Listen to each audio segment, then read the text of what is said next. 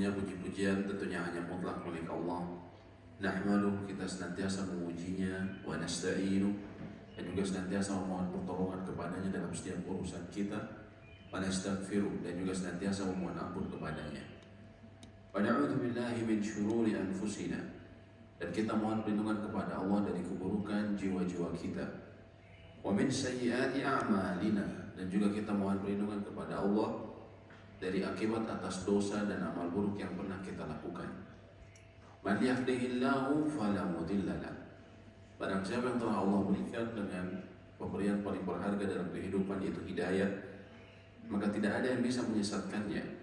Wa may yudlil fala hadiyalah, dan barang siapa yang Allah biarkan seseorang berada dalam kerugian terbesar dalam kehidupan, yaitu dijauhkan dari cahaya hidayah, maka tidak ada yang bisa memberinya petunjuk selain petunjuk Allah Subhanahu wa ta'ala. Asyhadu an la ilaha illallah wahdahu la syarika lah. Saya bersaksi bahwa tiada ilah atau sesembahan yang berhak untuk diibadahi selain Allah, tidak sekutu baginya. Wa anna Muhammadan abduhu wa rasul, dan bahwa Muhammad sallallahu alaihi wasallam adalah hamba dan juga utusannya. Allah berfirman, ya ayyuhalladzina amanu taqullaha haqqa tuqatih. Wahai orang-orang yang beriman, bertakwalah kalian kepada Allah dengan sebaik-baiknya takwa. Wala tamutunna illa wa antum muslimun, dan janganlah sampai kalian meninggal melainkan dalam keadaan berpegang teguh dengan agama Islam. Dan juga Allah berfirman, ya ayyuhalladzina amanu taqullaha wa qulu qawlan sadida. Wahai orang-orang yang beriman, bertakwalah kalian kepada Allah dan berkatalah dengan perkataan yang hak. Karena dengan berkata yang hak, yuslih lakum a'malakum, Allah akan perbaiki amal-amal kalian. Wa yaghfir lakum dhunubakum, dan mengampuni dosa dan kesalahan kalian. Wa may yuti'illaha wa rasulah, barang siapa yang selalu berusaha taat kepada perintah Allah dan Rasulnya, faqad faza fawzan 'azima, maka dia sungguh telah mendapatkan kemenangan yang agung, kesuksesan yang hakiki.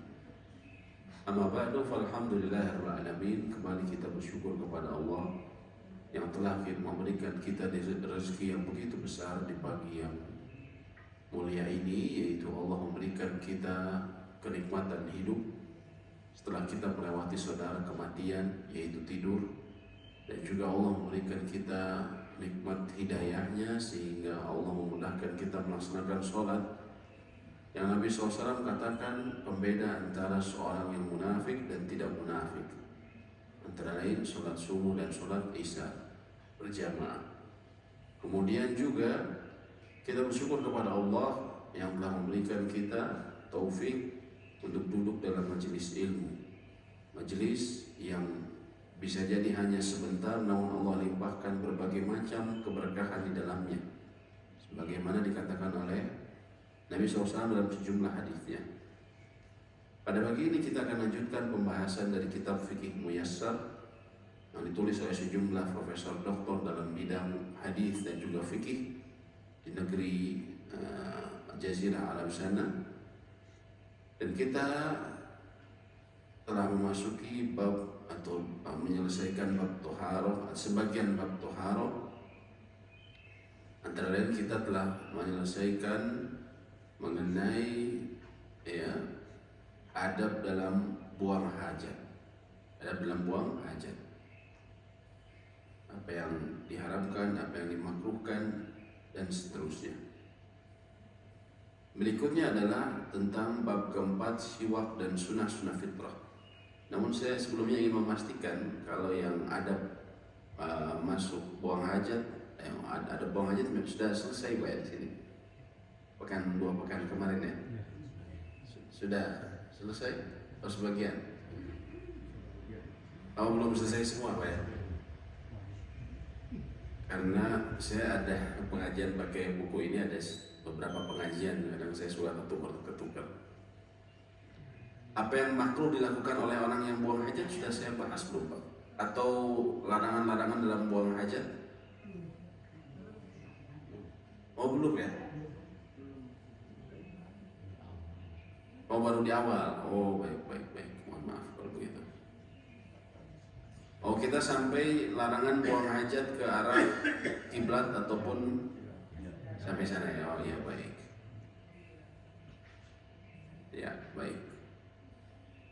Kita setelah dapatkan sebelumnya bahwasanya terdapat larangan dalam buang hajat di ruangan terbuka, menghadap atau membelakangi kiblat.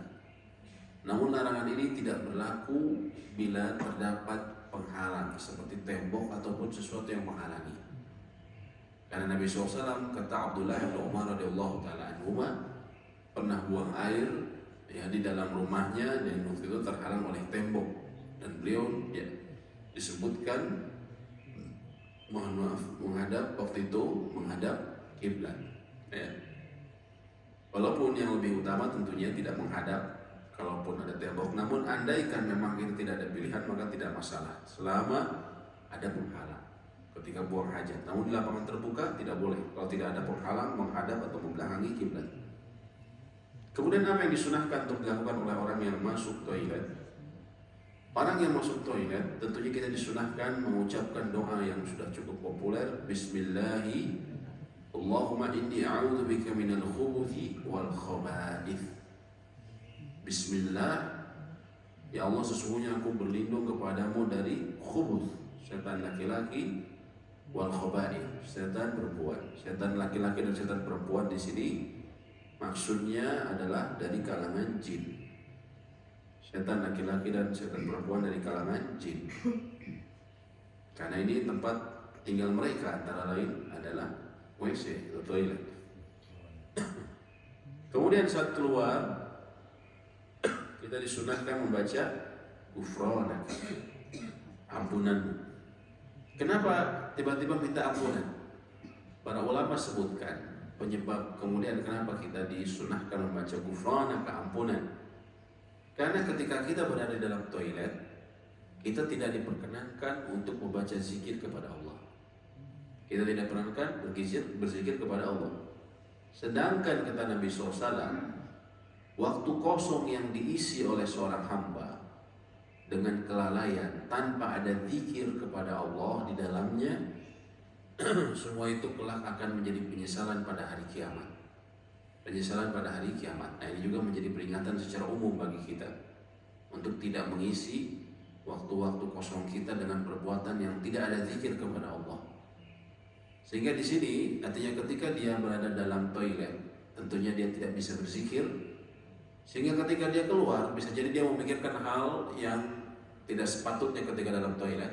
Sehingga ketika keluar, dia memohon ampun atas mungkin ya, kelalaiannya dan juga yang terputusnya dia dari zikir kepada Allah, sehingga dia mengucapkan ghufranak, ampunanmu ya Allah, ampunanmu ya Allah. Kemudian disunahkan kita mendahulukan kaki kiri saat masuk dan kaki kanan saat keluar, dan hendaknya tidak membuka aurat sehingga dekat dengan lantai sebelum duduk ya. Dan ini sejumlah ulama ada yang mengatakan sebabnya, salah satu illah, salah satu hikmah dari kenapa kita disunahkan masuk kaki kiri dan keluar kaki kanan. Di antaranya ketika masuk toilet umumnya licin, betul tidak Pak?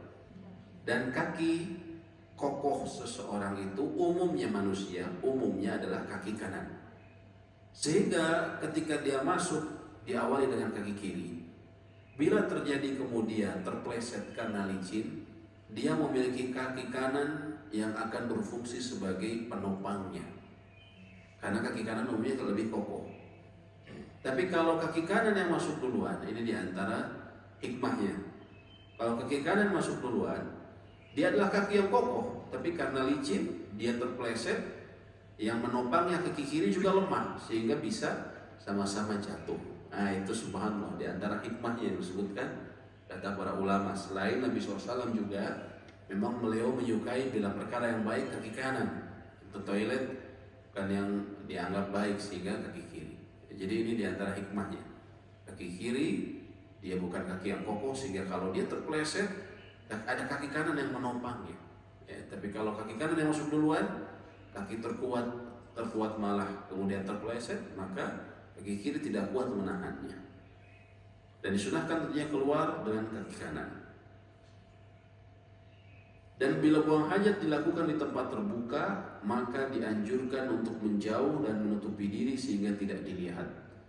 Ya.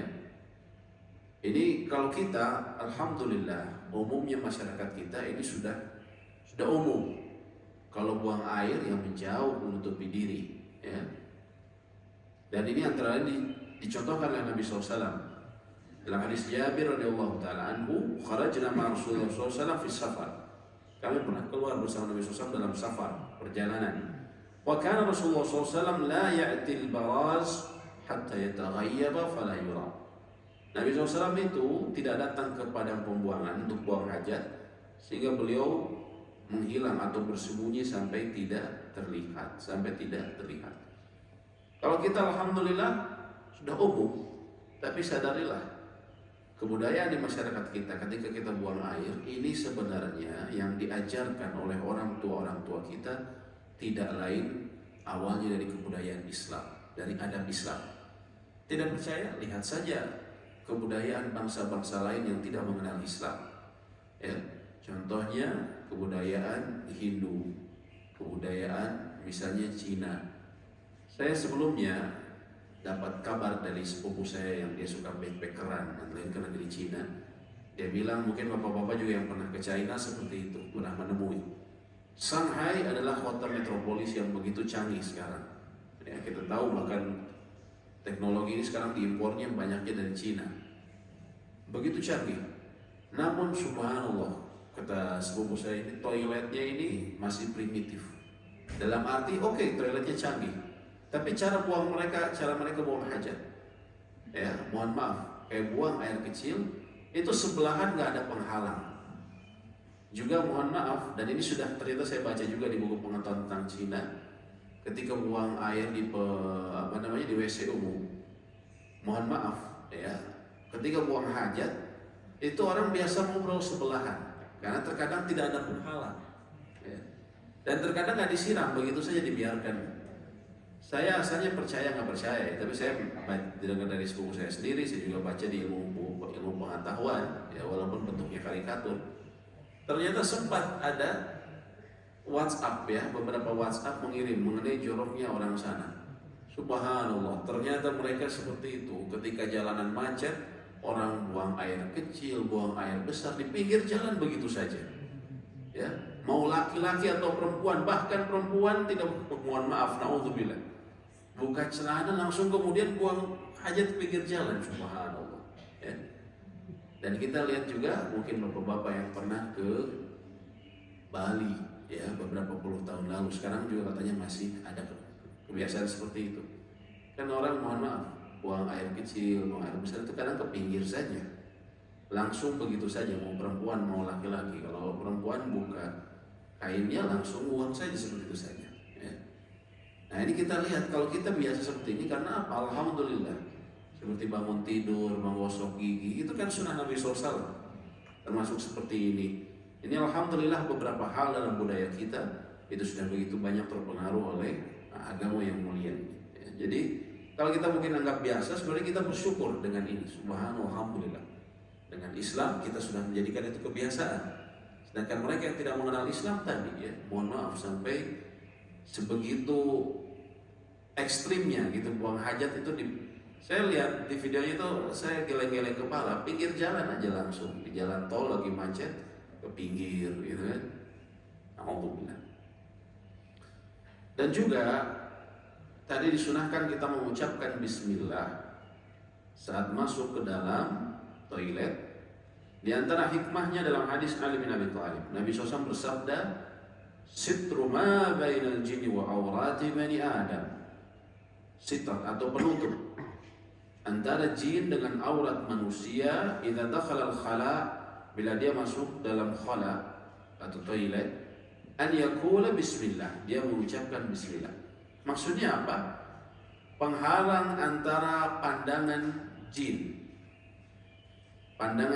dengan seseorang ketika dia melepaskan pakaiannya adalah ucapan bismillah. Bentengnya ini ucapan bismillah, dan ini disebutkan dalam hadis riwayat Imam Ibnu Majah dan At-Tirmidzi dan disahihkan oleh Syekh Al-Albani antara lain hadis ini. Ucapkan bismillah, ya. Saya dulu punya salah seorang ustadz yang lulus dari Universitas Islam Madinah, dan dia juga kerap kali meruqyah. Waktu itu dia punya kemampuan meruqyah, terbiasa meruqyah. Dia cerita di antara banyak pasien yang dia ruqyah adalah para wanita muda, dan itu kemudian juga mempersulit ya dia dalam berbagai hal, ya. Antara lain dalam joro dan seterusnya. Disebutkan kenapa alasan mereka antara lain suka, kenapa kemudian diganggu. Ternyata banyak jin laki-laki yang antara lain gangguan itu karena dia suka sama si perempuannya ini. Antara lain kenapa? Karena kecantikannya, atau mohon maaf, karena keindahan tubuhnya. Karena dia ketika membuka pakaian, dia tidak tahu adabnya. Antara lain dia tidak mengucapkan bismillah, sehingga jin bisa melihat seluruh tubuhnya. Manusia memang tidak bisa melihat kita di balik tembok, tapi jin beda alamnya dengan kita. Mereka bisa melihat kita, ya, dengan kita tidak bisa melihat mereka, tapi tentunya mereka bisa melihat kita.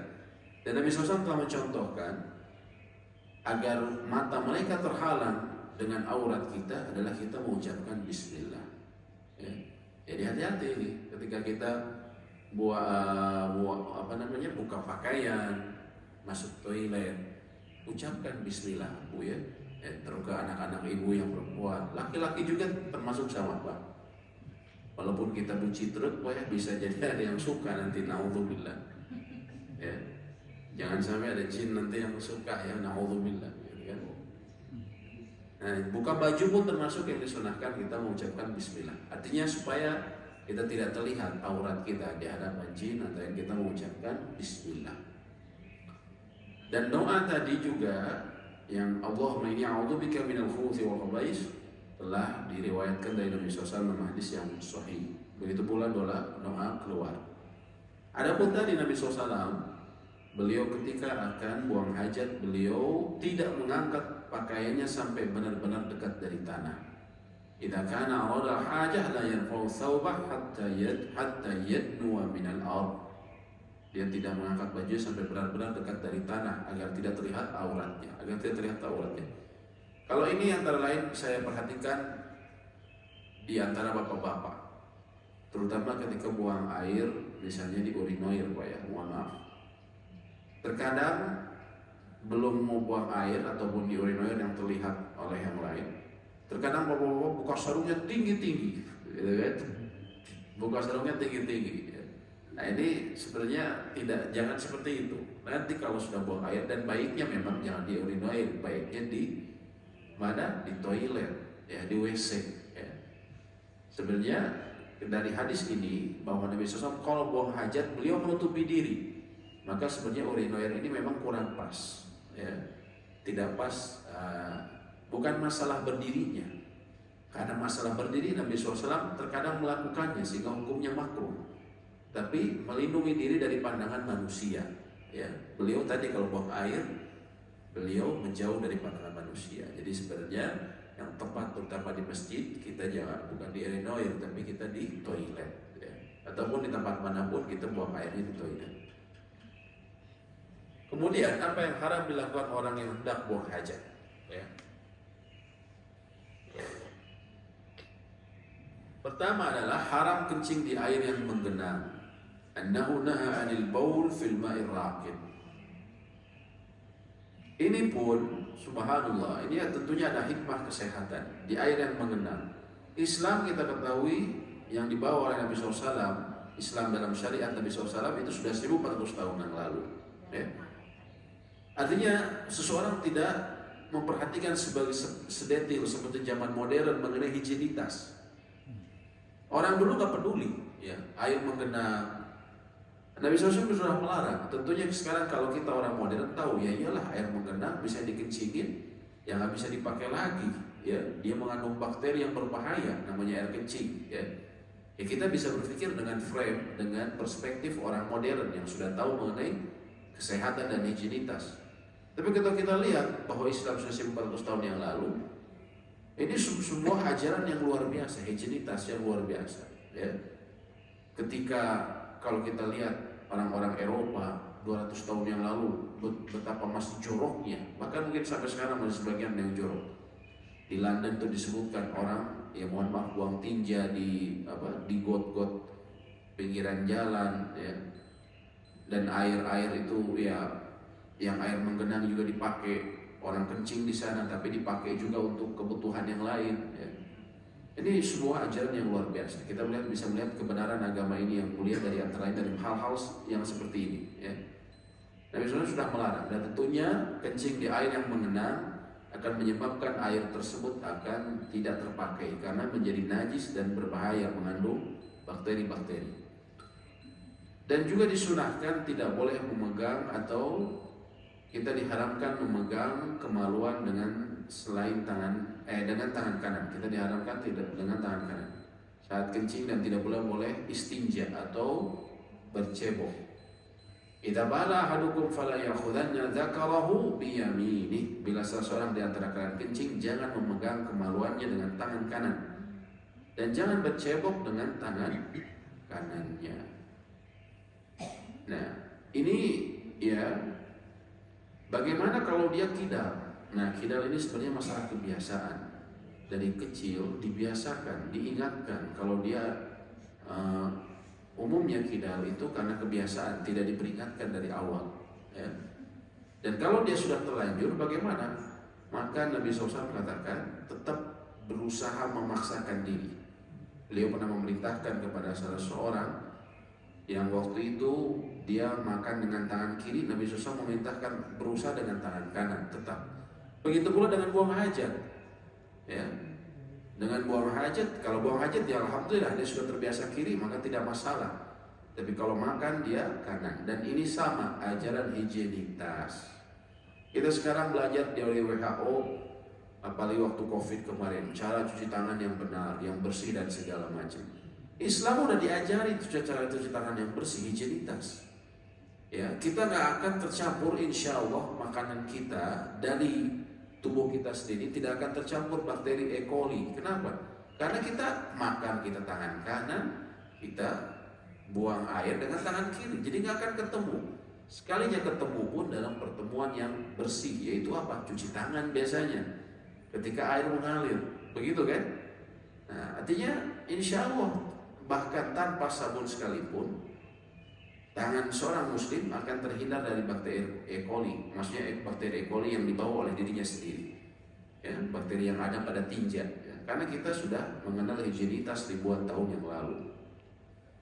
Dan juga haram buang air kecil dan besar di jalan, tempat berteduh, taman umum, di bawah pohon yang berbuah, atau di saluran-saluran air. Dan ini diriwayatkan khusus oleh Nabi SAW dalam yang sebagaimana disebutkan oleh Mu'adz bin Jabal. Nabi SAW bersabda, "Ittaqul mala'in athalath." Kalian takutlah pada tempat pemicu laknat yang 3. Al-baraz, saluran-saluran air, fil mawarid, atau mohon maaf, al-baraz fil mawarid, buang hajat di saluran-saluran air, wa qari'atut tariq, dan buang air di tengah jalan dan juga di tempat berteduh ya. Dalam hadis lain Nabi SAW mengatakan, ittaqul la'inaini, takutlah pada 2 perbuatan yang mengundang laknat. Apa itu Rasulullah?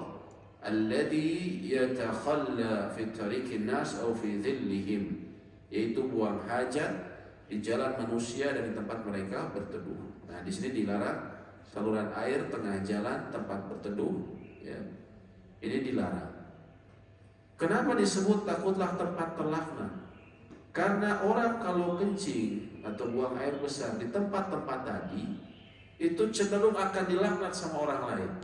Biasanya begini, kita punya perkampungan yang kalau kita mau keluar dari kampung kita harus melewati jalan kecil, satu-satunya jalan. Bayangkan orang bolak-balik di sana, terus ada yang buang air di sana.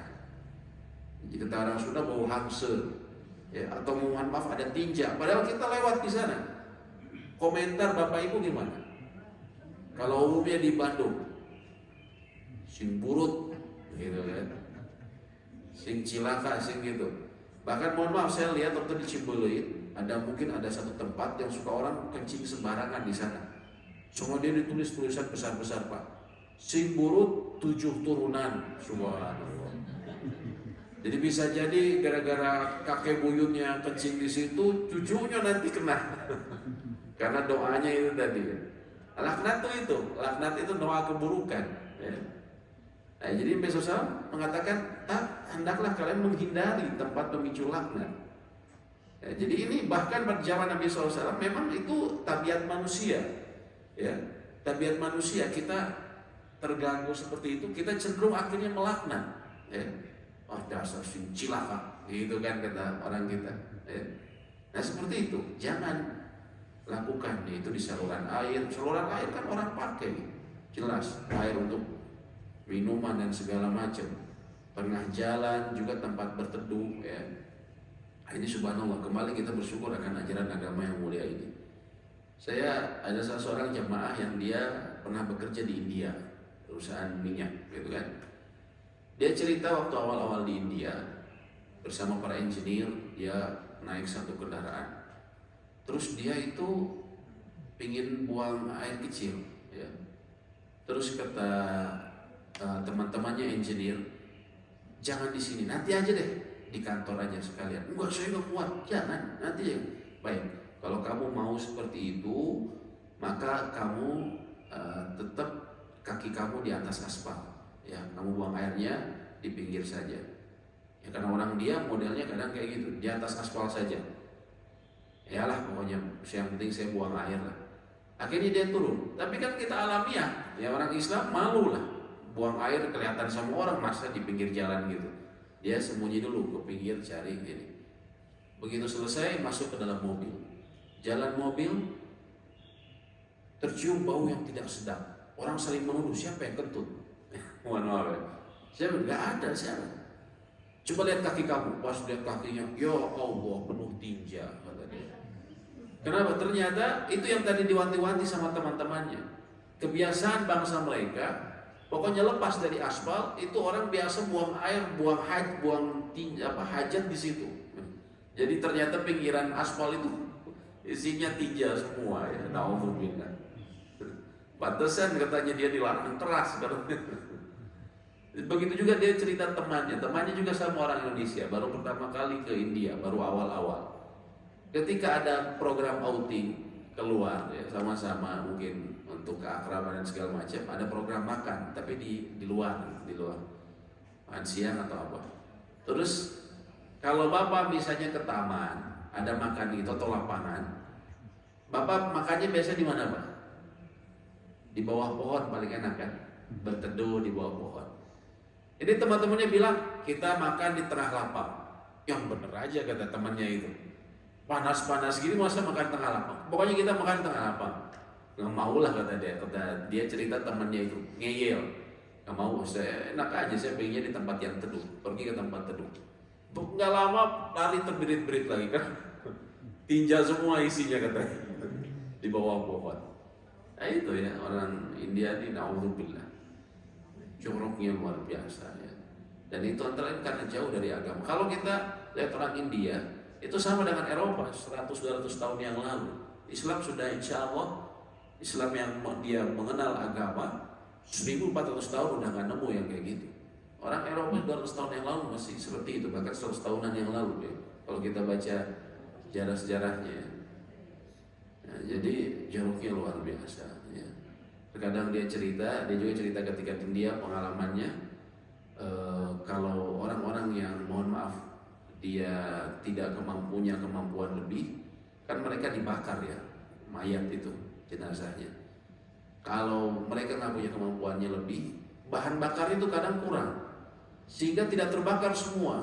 Akhirnya misalnya bapaknya itu dibakar, tersisa kakinya, tersisa tangannya, terus itu biasanya suka diambil sama anjing ya, na'udzubillah. Dan mereka kemudian membuat alasan pembenaran perbuatan tersebut. Oh, diambil sama anjing, berarti dulu ini kakinya ini suka dipakai keburukan, makanya diambil sama anjing, nggak bisa kebakar kayak gitu ya. Ini agama yang sangat hancur, antara lain dari India ya. Agama yang mereka mendewakan sampai tikus saja dibewakan ya. Alhamdulillah. Haram juga membaca Al-Quran tentunya saat buang hajat. Diharamkan juga beristijmar. Istijmar antara maksudnya adalah bercebok tapi selain air, pakai tisu, pakai batu, pakai kayu. Dan kita sebutkan aturannya minimal dengan 3 kali usapan. Kalau tisu harus 3 tisu atau 3 sisi tisu minimal 3 sisi tisu. Kalau kayu dan batu pun dengan 3 batu ataupun 3 sisinya.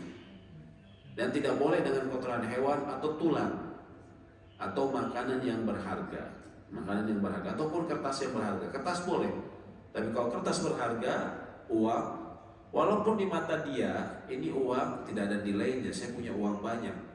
Bahkan kalau saya pakai, mohon maaf, karena saya nggak ada tisu, pakai 100 ribuan bagi saya nggak masalah, karena uang saya miliaran. Ya. Tetap saja itu dilarang dalam Islam. Ya. Ada aja Bu ya, saya bilang. Saya cerita juga mungkin ke bapak-bapak di sini. Kalau orang crazy rich, orang kaya gila, ya, orang gila kaya, itu bisa melakukan hal-hal yang seperti itu ya. Seperti Pablo Escobar dulu itu ngusir nyamuknya dengan uang $100 dibakar sama dia. Ya. Mungkin bapak ingat tahun 90-an Pablo Escobar ya, gembong narkotika. Ya. Hal-hal yang kayak gitu kadang dilakukan oleh orang gila yang kaya, orang gila yang kaya, crazy rich. Haram buang hajat juga di pekuburan kaum muslimin. Ya. Di pekuburan kaum muslimin ini memang ada sejumlah adab yang dilarang kita dilakukan di dalamnya. Ya. Nabi SAW mengatakan li'an amshiya ala jamratin aw sayfin aw akhsifa na'li birijlai ahabbu ilayya min an amshiya ala qabri muslim. Sungguh aku berjalan di atas bara ataupun pedang, atau aku menambal sendalku dengan kakiku itu lebih aku sukai daripada aku berjalan di atas kuburan seorang muslim. Ya. Maksudnya apa? Dalam hadis yang disebutkan, bila salah seorang pakaian kalian terbakar dan pakaian itu menembus ke kulitnya, atau kebakarannya itu menembus kulitnya, maka itu lebih baik dibandingkan dia duduk di atas kuburan atau melewati kuburan. Jadi melewati kuburan itu tidak boleh hukumnya, kecuali dalam keadaan darurat, yaitu mereka yang membawa jenazah. Tidak ada jalan lain, akhirnya dia harus bablas, maka tidak masalah. Namun kalau tidak ada hajat, tidak boleh. Begitu juga Nabi SAW katakan, dan tidak peduli apakah di tengah kubur aku buang hajat atau di tengah pasar. Maksudnya apa? Ini pun buang hajat dilarang di kuburan kaum muslimin ataupun di tengah pasar. Ya, artinya beliau menyamakan di tengah pasar. Tentu orang yang berakal nggak mungkin buang hajat di tengah pasar. Beliau menyamakan sama dengan buang hajat di tengah kubur. Nggak boleh juga, sama seperti itu. Ya. Buang hajat di kubur. Ya. Dan ini pekuburan kaum muslimin. Ya. Punya kaum muslimin enggak ya. Apa yang makruh dilakukan oleh orang yang buang hajat? Makruh menghadap arah berhembusnya angin tanpa penutup saat buang hajat agar kencing tidak mengenai dirinya. Artinya, mohon maaf, ini angin, misalnya ini arah angin. Dia kencing, mohon maaf, buang air, mohon maaf, terus menghadap sana. Maka kalau ada angin, tentunya ini kemungkinan bisa kembali ke dia, ya. Dan sebenarnya ini hukumnya sama yang tadi saya sebutkan, kencing di urinoir, terutama bagi bapak-bapak. Hati-hati Pak, karena ini seperti itu ya, bisa kemudian memuncrat atau memantulkan kembali air kencing kita. Ya. Dan ini termasuk adab yang harus diperhatikan, karena Nabi SAW pernah melewati 2 kuburan. Lalu beliau berkata, innahuma la yu'adzaban, sesungguhnya 2 penghuni kubur ini mereka tengah diazab. Artinya apa? Azab kubur, na'udzubillah. Wa ma yu'adzabani fi kabirin, dan mereka tidak diazab dengan sesuatu yang dianggap besar oleh manusia. Amma ahaduhuma, adapun salah seorang dari keduanya, dia diazab, kana la yastatiruna minal baul, dia tidak melindungi diri dari apa? Air kencing. Nah, ini.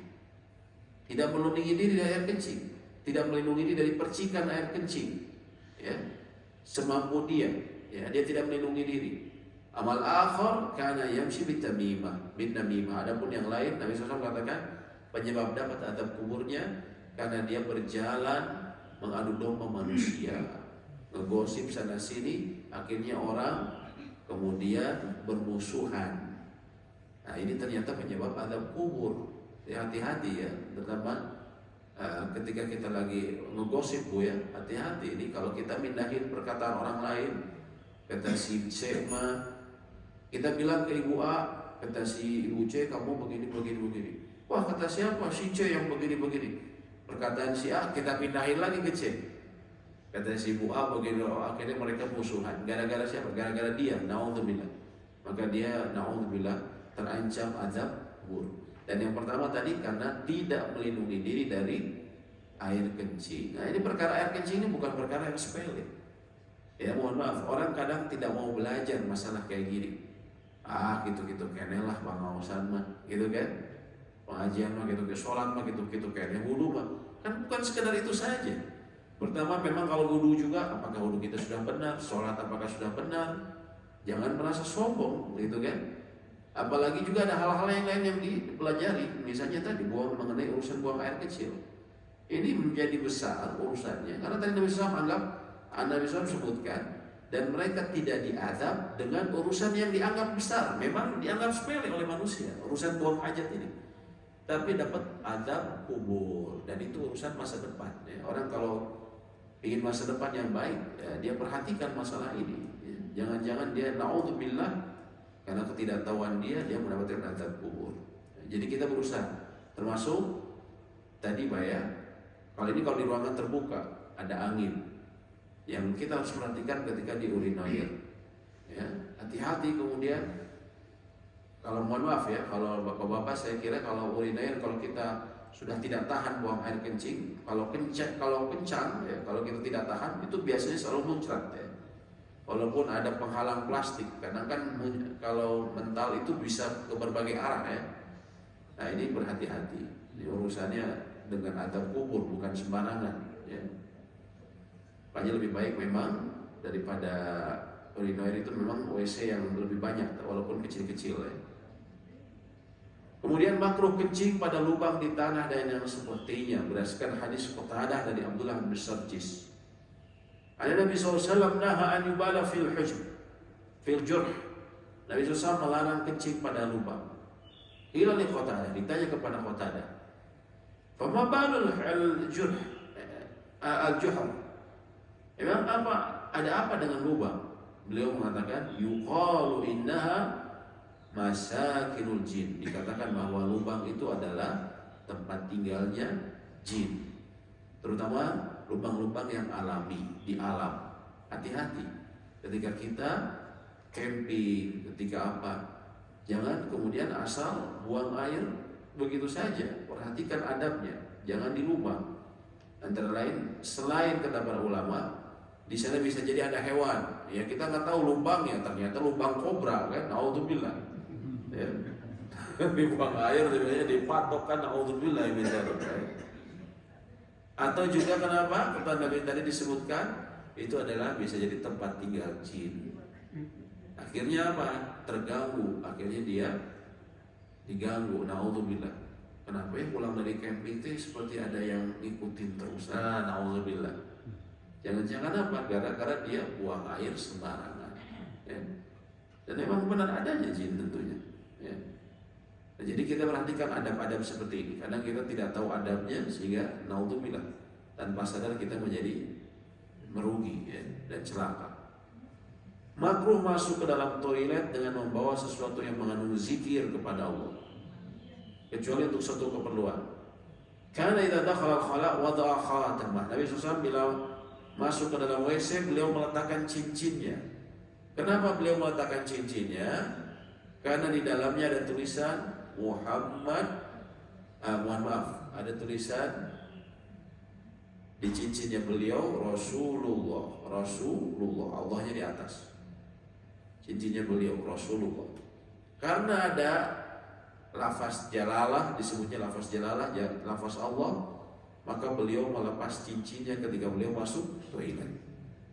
Maka ketika kita juga ibu-ibu ya menggunakan sesuatu yang mungkin kalung ada tulisan Allah dan segala macam, maka dilepas ya. Begitu pula membawa mushaf Al-Quran itu dilepas dulu, simpan di luar ya. Adapun ketika ada hajat atau keperluan darurat maka tidak mengapa. Misalnya uang kertas bertuliskan nama Allah, atau ibu bawa kalung ada tulisan Allah, tapi masalahnya kalungnya terbuat dari emas ya, 0,5 kilo misalnya ya. Terus kalau ibu simpan di luar kayaknya banyak orang yang suka ya. Akhirnya boleh dibawa masuk. Karena apa? Karena ada hajat, ada keperluan darurat. Kalau tidak, ya orang bisa curi ya. Tapi kalau aman, maka kita ini tidak berharga tapi ada tulisan Allah, simpan di luar. Simpan di luar ya. Atau saya baca buku, bukunya di sini banyak saya tulisan Allah, simpan di luar ya. Di luar ketika kita masuk toilet. Terutama mushaf Al-Quran. Mushaf Al-Quran tentunya juga kita tidak diperkenankan membawa masuk ke dalam toilet. Bagaimana dengan handphone? Handphone saya itu banyak aplikasi Al-Qurannya ya. Bolehkah dibawa masuk? Para ulama menyebutkan kalau handphone hukumnya berbeda dengan mushaf Al-Quran. Kalau mushaf Al-Quran memang dikhususkan dia sebagai untuk Al-Quran saja.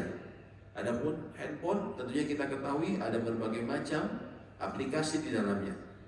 Yang tidak boleh adalah ketika kita masuk kita membuka aplikasi Al-Quran atau menyalakan misalnya murotal. Tapi kalau sudah kita tutup semuanya, maka kita masuk toilet, maka itu tidak masalah. Itu tidak masalah ya, seperti itu. Allahu a'lam bishawab. Baik, demikian mungkin yang bisa kami sampaikan. Apabila ada pertanyaan ataupun diskusi, kami persilahkan. Silakan Pak. Assalamualaikum warahmatullahi wabarakatuh. Waalaikumsalam warahmatullahi wabarakatuh. Kalau kita bicara masalah fikih itu kadang-kadang suka ada perbedaan ya. Antar mazhab pun ada perbedaan. Kemudian bahkan antar ulama pun ada perbedaan ya, bukan ulama mazhab tentunya. Nah, itu yang disebut apa? Khilafiyah. Nah, sebetulnya sebatas apa khilafiyah itu kita bisa abaikan, artinya tidak perlu didiskusikan, tidak perlu dipertentangkan, karena ada beberapa yang orang sebut khilafiyah sehingga banyak dari golongan tertentu itu yang alergi ya terhadap khilafiyah. Udah khilafiyah nggak usah dibahas, nanti terjadi perpecahan umat seperti itu. Nah, pertanyaan itu saya kaitkan dengan mungkin bukan topik ini ya. Ada satu di grup itu ada diskusi, ada yang menyampaikan tentang sholawat ya, sholawat nariyah yang mengandung kesyirikan ya. Nah itu kan risikonya kan berat Ustaz, syirik ya. Ada risiko syirik, walaupun apakah memang syirik atau tidak kan kita juga tidak tahu ya.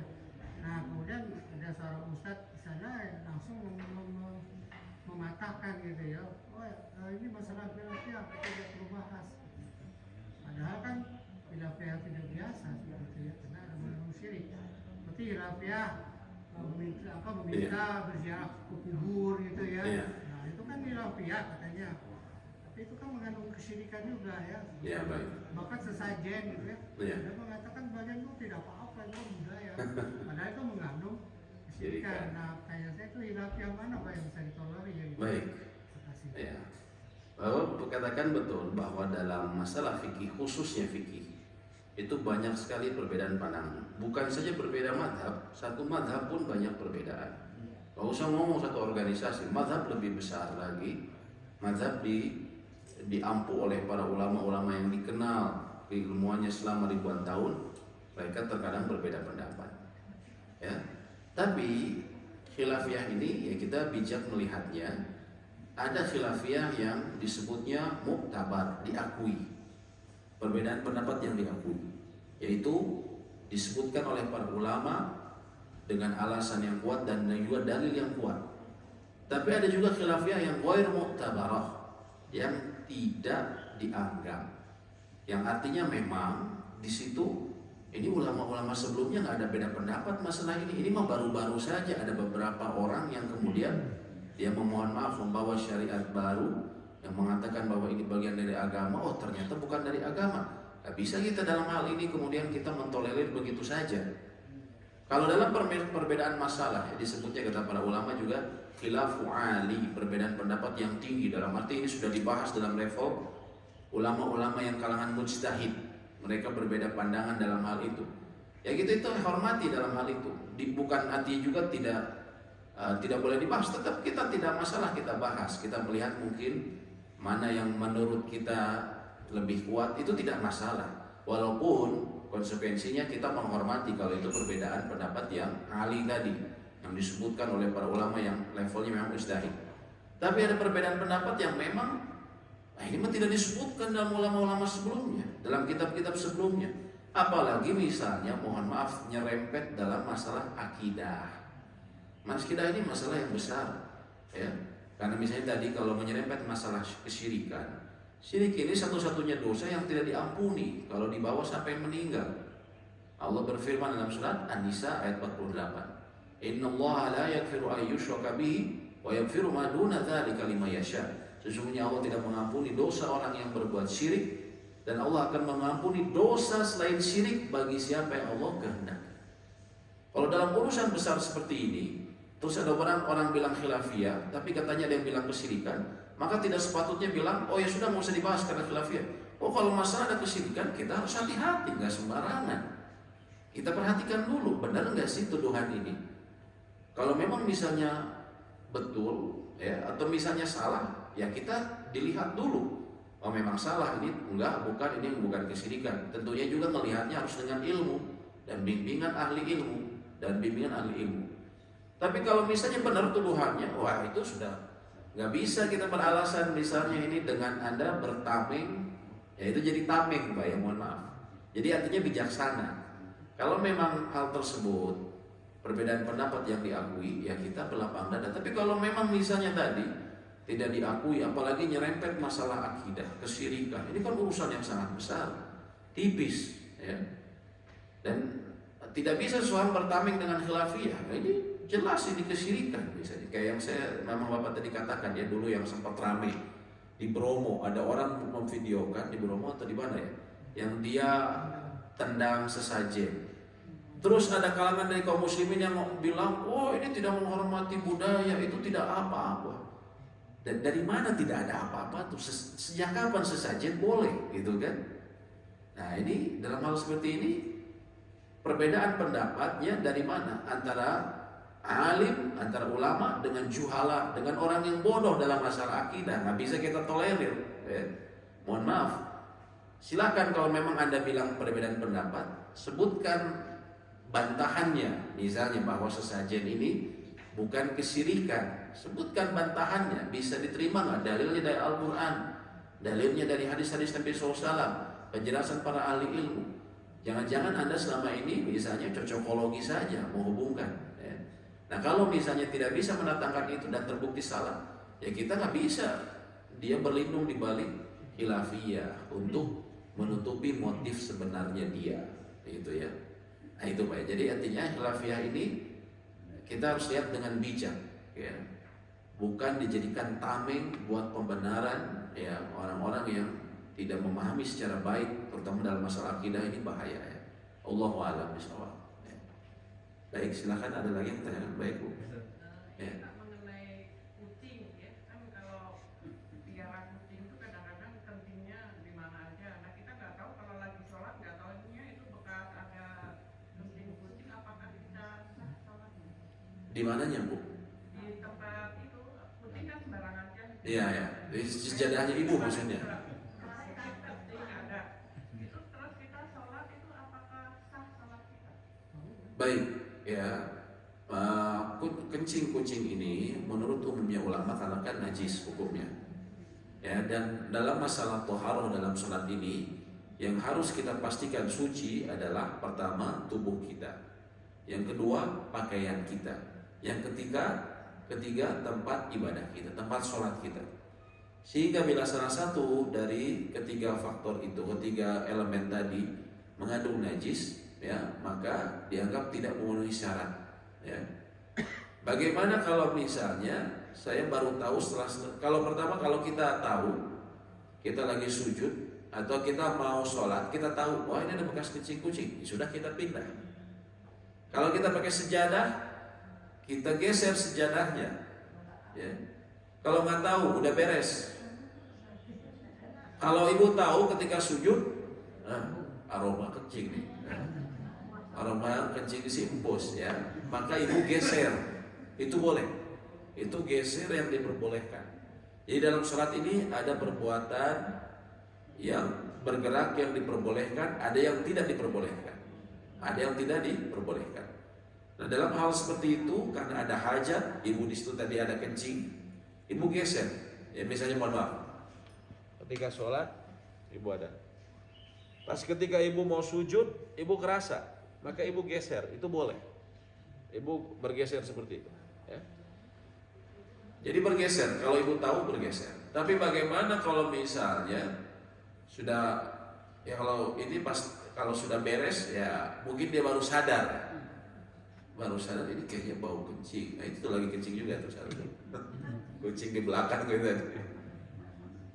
Ya. Nah, tapi ada itunya sih, ada semprotan apa saya dengar untuk supaya mereka nggak kencing sembarangan, ya, bau yang tidak mereka sukai. Tapi intinya kalau ibu sudah selesai, saya baru tahu ternyata ini tempat sujudnya ada kencing kucing. Ini hukumnya gimana? Sudah selesai sholat. Di sini memang ulama berbeda pendapat. Ada yang mengatakan sah, ada yang mengatakan dia harus mengulang sholatnya, ya. Dalam hal ini saya lihat kalau untuk kehati-hatian dia mengambil pendapat ulama yang mengulang sholatnya, karena dianggap toharoh, termasuk toharoh di tempat sholat adalah bagian dari syarat, sehingga dari sholatnya dianggap tidak memenuhi syarat, sehingga untuk kehati-hatian lebih baik mengulang, ya. Walaupun tadi ada pendapat ulama juga yang mengatakan dia tidak perlu mengulang kalau sudah selesai sholatnya, ya. Seperti itu Bu, ya. Allahu a'lam bishawab. Silakan Pak. Bagaimana kalau kita berwudu ke kamar mandi, sedangkan di kamar mandinya itu ada toilet, ya? Apakah kita bisa berdoa sebelum wudu? Ya baik. Pertama, kita mengucapkan basmalah saat memulai untuk wudu. Ini hukumnya sunnah, bukan wajib, ya. Ada ulama yang mengatakan wajib, ya. Ada Imam Ahmad bin Hanbal, beliau mengatakan wajib. Tapi selain beliau, mayoritas ulama katakan hukumnya sunnah, ya, tidak sampai wajib. Artinya kalau seseorang tidak mengucapkan bismillah di awal wudu, wudunya tetap sah, wudunya tetap sah. Lalu bagaimana kalau kita misalnya berwudu di dalam toilet, ya, di dalam toilet yang jelas ada misalnya ada apa namanya Pak? Klosetnya, ada klosetnya. Bagaimana bisa seperti itu? Bagaimana seperti itu? Para ulama ini pernah ditanya oleh kepada Lajnah Daimah lil Buhuth wal Ifta. Ini semacam lembaga kajian ilmiah dan pemberi fatwa yang isinya ulama-ulama besar di kerajaan Saudi Arabia. Mereka katakan tidak masalah Anda berwudu di dalam toilet selama Anda lihat kebersihannya. Ya, kalau di bawah lantai kitanya ada kelihatan kotoran, kita siram terlebih dahulu.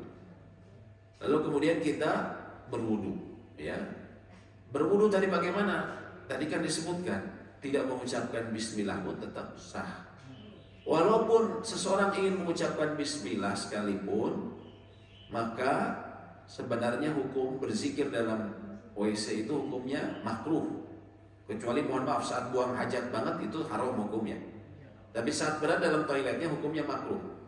Karena ada hajat untuk memulai wudu, dia mengucapkan bismillah pun sebenarnya tidak mengapa, tidak sampai haram. Karena dia makruh, namun makruh itu dalam kaidah fikih disebutnya al-hajat tanzilu manzilat ad-darurah. Kalau ada hajat maka dia seperti darurat, sehingga Bapak tidak mengapa mengucapkan basmalah, ya. Tapi jangan wudunya itu misalnya kita pakai, anggaplah kita pakai gayung, jangan simpan gayungnya di atas apa tadi namanya klosetnya, jangan, tapi di bagian yang lainnya berwudunya, jangan di atas klosetnya langsung, seperti itu, ya. Dan saya oh kita belum masuk bab wudu ya? Belum Pak ya? Nanti ibu-ibu tuh wudu tuh kalau dibandingkan di tempat yang umum, yang kemudian ibu harus membuka auratnya, lebih baik ibu wudunya di dalam toilet, dalam WC. Ya, dibanding ibu harus membuka di tempat umum, karena itu malah membuka aurat ya, seperti itu. Seperti itu Pak ya, Allahu a'lam bishawab. Baik, ada satu pertanyaan lagi, ya silakan. Kan tadi dikatakan bahwa Nabi itu tidak menjawab salam ya ketika dia ada orang yang memberi salam kepada dia. Jadi misalnya ini kita diterapkan ke obrolan yang lain, misalnya anak itu mau pergi dia pamit, Iya. atau misalnya saya sedang di kamar mandi, Iya. apakah saya bisa menjawabnya? Iya. Apakah bisa menjawabnya? Jawabannya boleh, karena hukumnya bukan haram tapi makruh. Dalam hal yang makruh itu ada kaidah dalam fikih. Ya, al-hajah disebutnya begini. Tanzilu manzilata darurah. Tanzilu manzilata darurah. Ya, darurah. Hajat itu dia menduduki kedudukan darurat. Kalau kedudukan darurat, kalau sesuatu yang darurat, bahkan dalam yang haram, kita makan bangkai kan haram. Tapi kalau darurat, kita sudah nggak ada makanan di tengah hutan, kita udah mau mati, yang ada adalah bangkai, boleh nggak? Boleh.